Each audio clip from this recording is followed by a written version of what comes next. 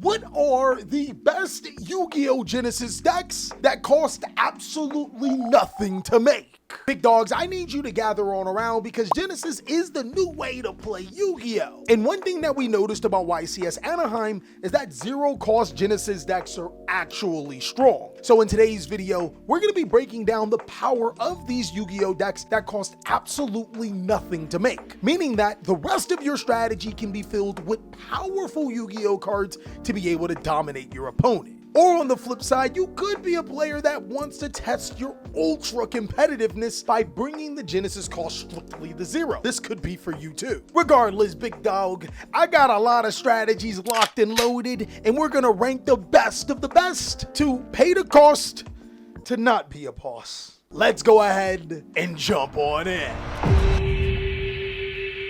What's going on with y'all, big dogs? And it is an amazing day for Yu-Gi-Oh! I hope that your day phenomenal. But if it isn't, don't let what happened at the beginning of your day ruin the rest of your day. The zero cost tier list. Like I've been saying over and over again, Genesys format is probably some of the most fun I've ever had in Yu-Gi-Oh! And one thing we noticed from YCS Anaheim is that those zero-cost Genesys decks were actually going the extra mile. They allow you to be able to play so many powerful cards inside of your deck, but ultimately allow you to be able to dictate the pace of the game. Maybe you want to play 3 Pot of Greeds to finally figure out what it does. Regardless, when we looked up the results of the Mega YCS for YCS Anaheim Genesys format, there were a ton of zero-cost decks. And today, we're going to be ranking the best of the best, all the way down to the worst of the worst. The criteria is really simple. Big dogs, we're going to be rating this tier list not only based on how powerful these Yu-Gi-Oh! Strategies are. In order for a deck to qualify, its main components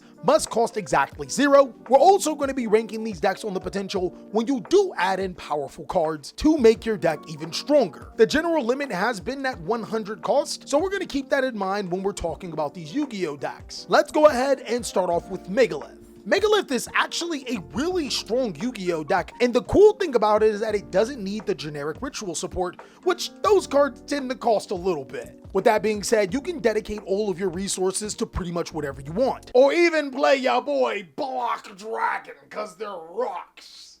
Rock out. I think that there's a little bit of untapped potential when it comes to Megalith.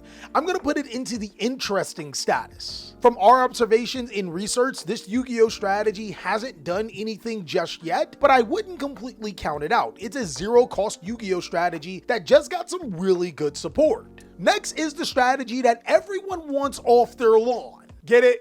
Because they're punks? While Emergency Teleport does cost 40 points, Punk can actually skate by not using it. It's not a pertinent card to the strategy, and what the deck does offer is a free Omni Negation card in Punk Jam Fever, and also some really powerful monsters to boot. I actually think that Punk is one of the solid options when it comes to zero-cost Genesys. I think that this could be a really solid Yu-Gi-Oh! Deck, especially when players start to play it correctly. Now, this red Dragon Archfiend, or I'm sorry, my apologies. Red Eye's Metamorph Dragon stands for the Metamorph strategy. Metamorph may not have been successful in the TCG, but in Genesys format, it does allow you to summon Red Eye's Black Full Metal Dragon, which is an Omni Negation. The only problem with this is that the other monsters kind of struggle behind. Now, Metazoa X does allow you to be able to destroy cards, which is pretty cool, but Flame Swordsman, what the f are you doing? Metal Flame Swordsman gains 300 attack and inflicts 500 to your opponent when they activate card effects. Brother.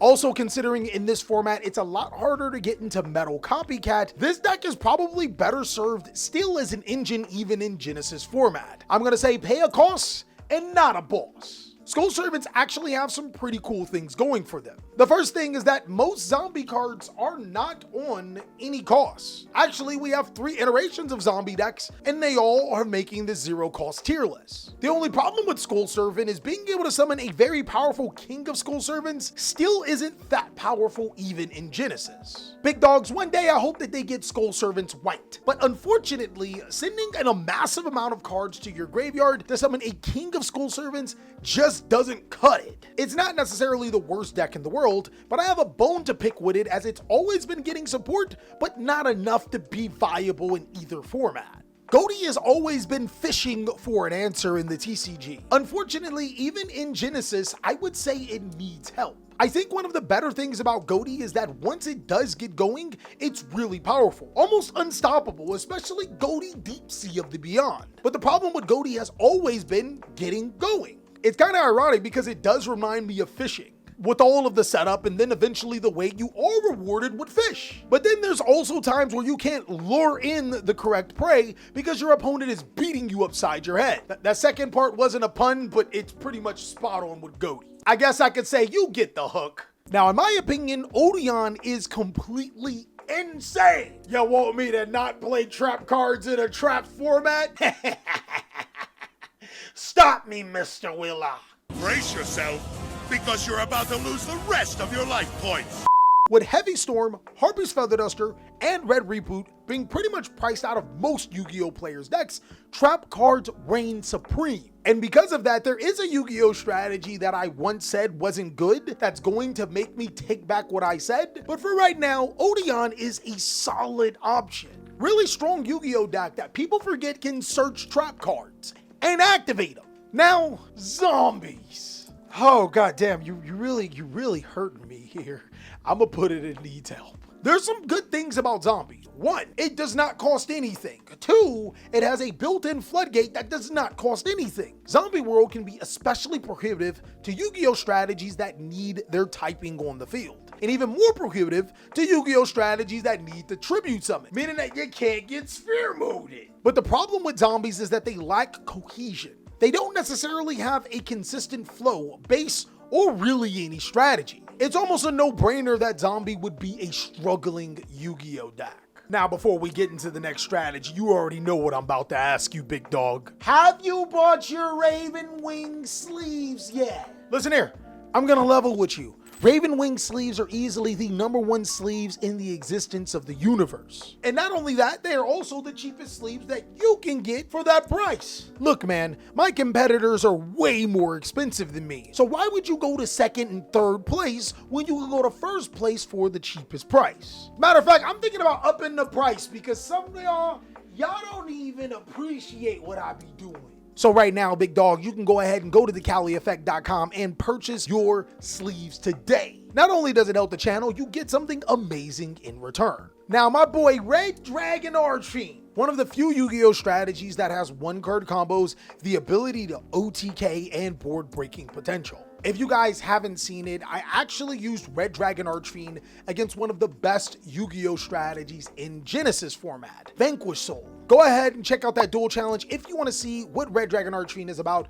I think overall, as a 0-cost deck, it is a solid option. Now, I'm not gonna lie, Hot Red Dragon Archfiend Calamity does cost 1 point, which could technically disqualify Red Dragon Archfiend, but you gotta hear me out. That card is so unnecessary, I wouldn't even waste a point even if I had the extra point. Hot Red Dragon Archfiend Calamity was banned for a whole bunch of reasons, and unfortunately, Red Dragon Archfiend wasn't one of them. Joey's other ace, Flame Swordsman. If it makes you feel better, the only good Yu-Gi-Oh deck from the first series?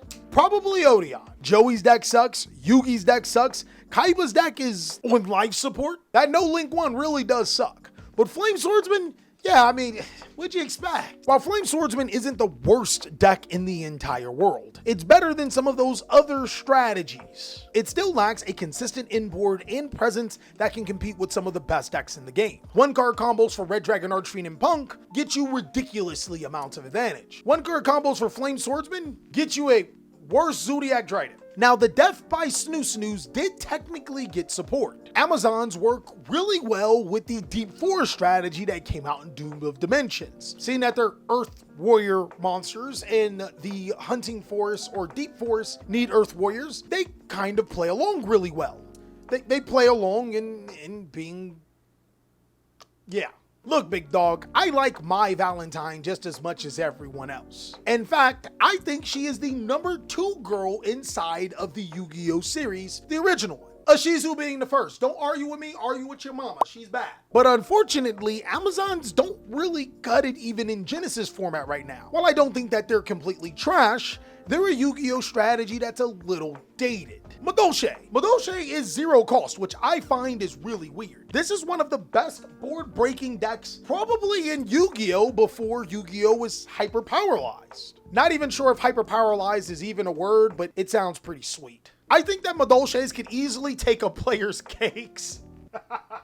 Brother, no diddy if a player isn't prepared for Madolche, which, plot twist, Yu-Gi-Oh players aren't prepared for Madolche. It's one of those Yu-Gi-Oh strategies I think are waiting in the wings. This may be a sleeper Yu-Gi-Oh deck. Generaider is really, really good. No, Generaider is really, really good. At 0 cost to be able to summon rank 9 monsters, as well as being able to summon some really powerful in-deck monsters, Genesys actually has a lot going for it, forcing you to focus on that field spell. Spell and trap removal is a lot more viable in the Genesys format than in modern Yu-Gi-Oh, which is why I have to take back everything I said about the MST strategy. Radiant Typhoon isn't bad. In fact, Radiant Typhoon actually topped quite a few times. One of the big reasons is not only having a searchable Mystical Space Typhoon to be able to clear back row against good back row decks, but also that the strategy is a really good engine, with the cards being free to summon themselves to the side of the field so long as you play enough of them, and even a draw engine. Radiant Typhoon, my bad, dog.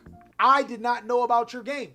I was wrong. You're actually a really good 0 cost Yu-Gi-Oh deck. Crystal Beasts are still Crystal Beasts, my friend. I hate that Crystal Beasts got hoed out in the TCG, then turned around and got hoed out in Genesys. Top Deck TJ was like, oh, but you could play Snake Eyes in here. Really, bro?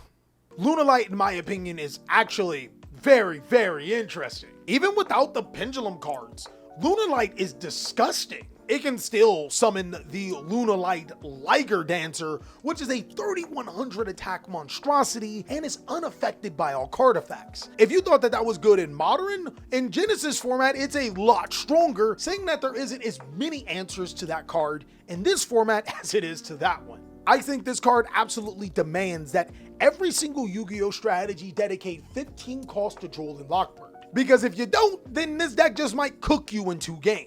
Zesty Daddy does have a spot here, and I'm gonna put him in interesting. I think that Eldlich is the best zombie deck available. The reason why is because Eldlich the Golden Lord not only serves as a constant engine, resources to get back, it can also special summon any zombie monsters from your hand. People forget that. Eldlich is the perfect tool to be able to slow down your opponent, but if you add in a zombie engine, you can actually cook by playing Floodgate-like cards for free and having some really powerful plays. And if you guys haven't caught on, yes, of course, I'm cooking something up for zombies. They're one of the best strategies in the world. So be on the lookout for Halloween's Duel Challenge, where I show y'all what this deck is all about. I also think that ice barriers are really interesting. Having General Ryo as the ice barrier as a floodgate card, check. They even have that one that prevents players from activating spell cards.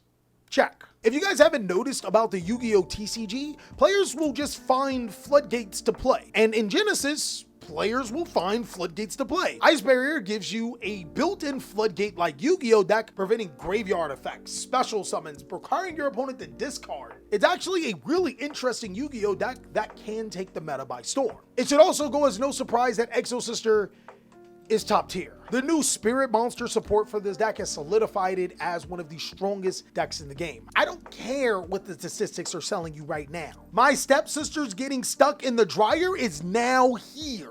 Mark my words. What's that? You need help again? Super Quantum has a lot of crazy cool things about it, but I would put it needs help. I find it really hard to justify Super Quantum over Lunalight because Lunalight does it a little bit more consistently, and even when it can't make its ultra inboard, it has some really solid pieces. On the other hand, Super Quantum almost does what Lunalight does, but it feels a little worse. Not saying it is worse, so don't shoot me in the comments, Power Rangers. But I find it hard to justify unless you're a diehard Super Quantum fan to play this deck over Lunalight. Earth Machine, baby! This deck is crazy. It needs help. I'm never gonna give up on Earth Machine, guys. ever in my life. I think the best thing about this deck is its consistent destruction it can put on the board. But if I'm being so honest with you, Earth Machine feels like a worst Odon. You play a lot of trap cards, you try to disrupt the opponent, except this deck doesn't have a ton of trap synergy, and those machine monsters do cost a bit. I'm not gonna stop cooking it though. Some more high-level Machina monsters that actually do things would probably be amazing for the deck. Now, Runic as a pure Yu-Gi-Oh strategy, brother, you're coping. This deck is ass, brother. Have you read Runic cards? But players have been mixing Runic with other strategies like Radiant Typhoon, and that is pretty successful. Keep in mind, guys, you're not going to be able to use the second effect of the Runic cards, but they are pretty decent board breakers, provided that you skip your battle phase. Using multiple copies in one turn alongside a Runic Fountain can net you a ton of advantage, but it has to be in the right deck as an engine. I think Testina is... Look, Testina isn't like the worst thing in the world, but I really want to put it in needs help.